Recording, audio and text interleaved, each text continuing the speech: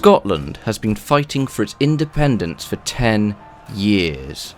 But alas, the gritted determination of Edward I, now known as the Hammer of the Scots, has prevailed, and Scotland finds itself being slowly partitioned into being nothing more than land to the English crown. King Edward may have conquered Scotland and received submissions from its nobles, as well as taken important artefacts that were used to crown Scottish kings, such as the Stone of Destiny. However, there were still legitimate claimants to the vacant Scottish throne who could be a serious threat to Edward's grip on Scotland. The two most prominent claimants to the throne were Robert the Bruce and John the Red Cummin, both powerful landowners and bitter rivals to one another. Yet either Bruce or Cummin, with the help of the Scottish clergy, sought to come to an agreement, as King Edward was old and his son Prince Edward was nowhere near as capable as his father. Yet the sources offer no definitive answer over what was agreed between the two. Whatever was discussed or agreed upon soon found the ear of the English. Whether Cummin informed King Edward or if King Edward had spies is unclear. What did happen was that King Edward made plans to arrest Robert, yet Robert managed to flee from London back to Scotland, where he soon met Cummin at Greyfriars Church.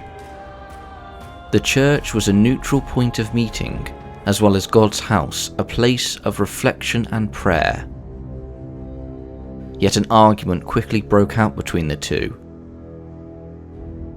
and soon words turned into violence, with Robert stabbing Cummin, most likely mortally wounding him. Robert had done the unthinkable, stabbing a man at the high altar in God's house, committing a grave sin, no matter how Robert would try and justify his bloody decision. His actions spoke for themselves. He had little choice but to leave and reflect on his actions, telling his men outside the church what he had just done. The story of John Cummin's death varies from different sources, but regardless of how he died, Robert was the one who killed him. Robert's task of gaining the Scottish throne just became a lot more arduous. Robert and his men quickly rode to Dumfries Castle and quickly subdued the English garrison there. This was Robert's moment, and he had little time to waste before the news would reach Edward I. Robert had to be crowned before long and convince the Scottish people that he was their king and not some power-hungry noble. A few days later, Robert was in Glasgow, where he sought the aid of the Scottish clergy, as they had allied with Robert and William Wallace in the past. And despite Robert's heinous crime of killing an innocent man in a holy place, the Bishop of Glasgow, Robert Wishart, absolved him. This was a bold move, as there was no doubt that the Pope would excommunicate Robert and his followers for such a crime. But despite this, Robert and the Scottish clergy moved ahead with their plans, and Robert began organising his men to make ready for a time when he needed them on the field of battle. During this time, Robert would meet one of his most determined supporters, James Douglas. James's father was one of the early supporters of William Wallace and died whilst captive by the English, so James had ample reason to join Robert's cause. By the 25th of March, Robert was due to be declared in Scone as King Robert I of Scotland. However, his coronation was missing several key items. The Stone of Destiny was in English hands. The traditional act of a Macduff clansman presenting a king couldn't be done, as he was in England, and the Bishop of St Andrews was in Berwick. But he was declared king in the principal seat of the Scottish kingdom at least.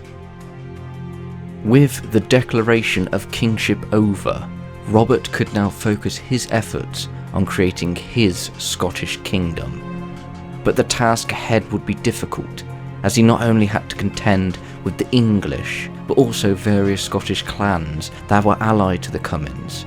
and even with the Scottish clergy on his side, a good portion of the Scottish earls paid little attention to Robert's declaration of kingship.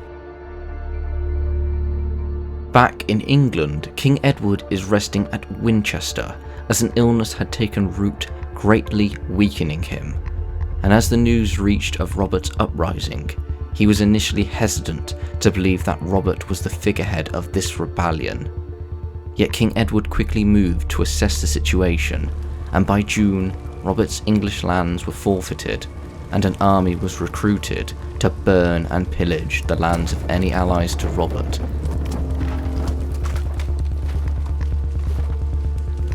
The English army was commanded by the Earl of Pembroke, who was tasked with defeating King Robert and putting down his rebellion.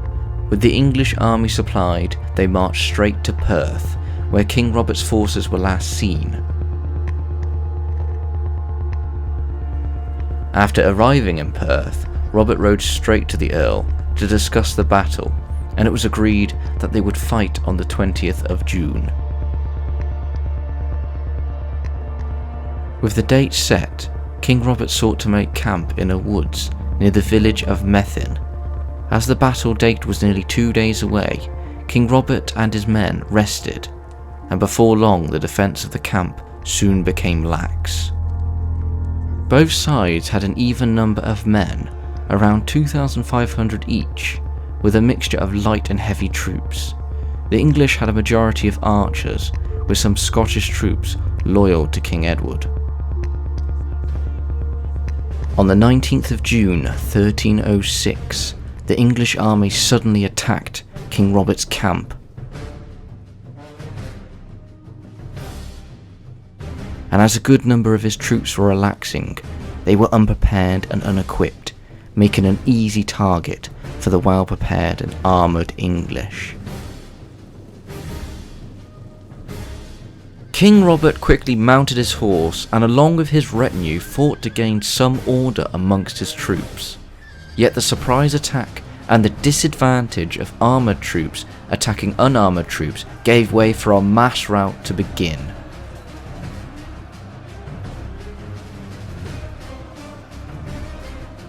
King Robert had to fight desperately to escape, as he was nearly captured twice, if not for his loyal men protecting him.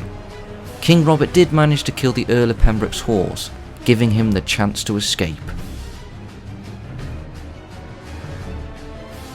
King Robert's first battle against the English was a disaster, as the mistakes of leaving his camp defences loose had cost him valuable supporters.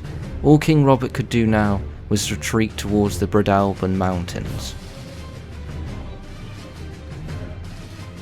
Luckily for King Robert, the Earl of Pembroke's army had run out of food and had to stop their pursuit. Yet, King Robert's rash action of killing John Comyn finally came back to haunt him.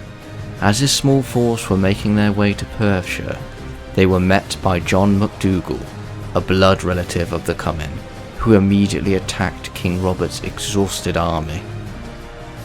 The rest of King Robert's army was routed, and the king barely escaped. King Robert's horses were then either killed or given to his immediate family to escape the carnage. King Robert then fled towards Loch Lomond with only a handful of men, including James Douglas. King Robert soon disappeared from all records for the next winter, as only legends tell of his exploits.